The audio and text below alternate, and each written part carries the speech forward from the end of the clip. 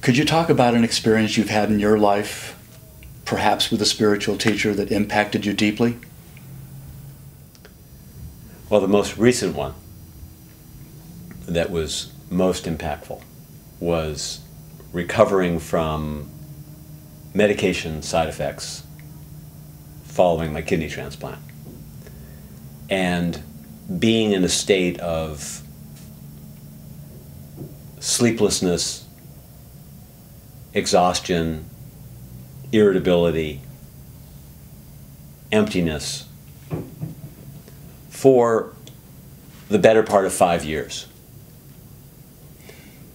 And using an act of will and remembrance of what it was like before, I was able to maintain. I was able to maintain my practice, maintain my friendships. But there was no joy. There was really very little new inspiration or creativity. It was really about survival. And I went to my teacher at the time, Faisal, and it was early on, like the second session, and I said to him, you know, I've really been feeling just so empty and flat and unmotivated. And his response was, good. And I said, I don't think you understand me. You know, I'm not talking about the Buddhist kind of emptiness. I'm talking about flat, unmotivated, and he, in a completely sincere way, again went, good. And then we went on to talk about it, and he said to me that he was so moved by my authenticity at being able to face my emptiness that it didn't need to be changed. It was perfectly fine that I was empty. It was fine for him to say. Yeah, fine for him to say. And the fact that he was in a state of tender acceptance, it revealed inside me that I was really unhappy with myself. What was wrong with me that I wasn't able to be the same old guy that was able to be inspired and creative and fulfilled? And it allowed me to experience a level of self-rejection and judgment that I really wasn't aware of beforehand. I thought it was just the effects of the medication. And that tender acceptance, I suddenly, after he explained it to me, and I just really, I literally looked in his eyes, and I felt him just loving me. Like, oh, you know, you're being authentic, and you've gone through the struggle, and I feel for you and with you. And I could feel that part of me that suddenly could start to feel for me and with me, coexisting with the symptoms that were going on. And I got this goose pimple rush through my body, and it just started shooting and shooting.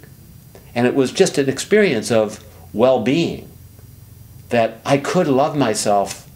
I was experiencing myself loving myself, even though at another level I was still tired and empty.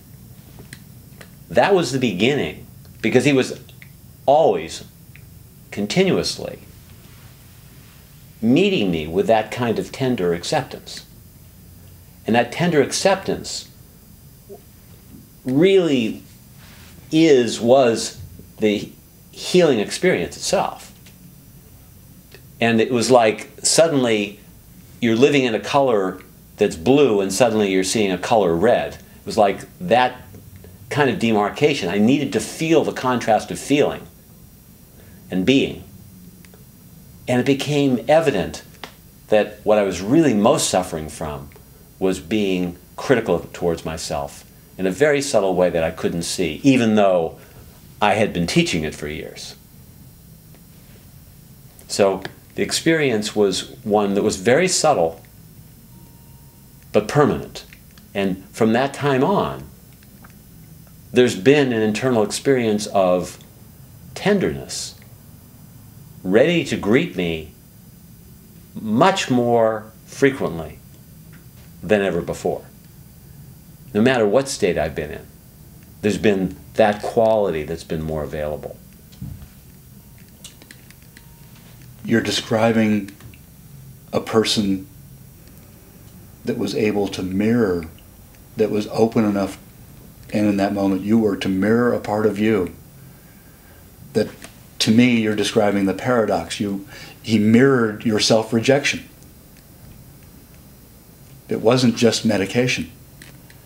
He mirrored self-rejection, which brought, paradoxically, acceptance and a certain peace. In a certain way, he mirrored self-acceptance, which illuminated self-rejection. Okay. And it's like you can only really hear the music if it's playing. And my awareness was already saying, I'm doing the best I can, and I deserve to be loved. And I was already saying those things to myself. But down deep, my subconscious wasn't happy with me.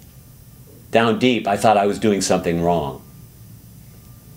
And I couldn't believe that my body was capable of feeling goose pimples. I thought my electrical system was dead.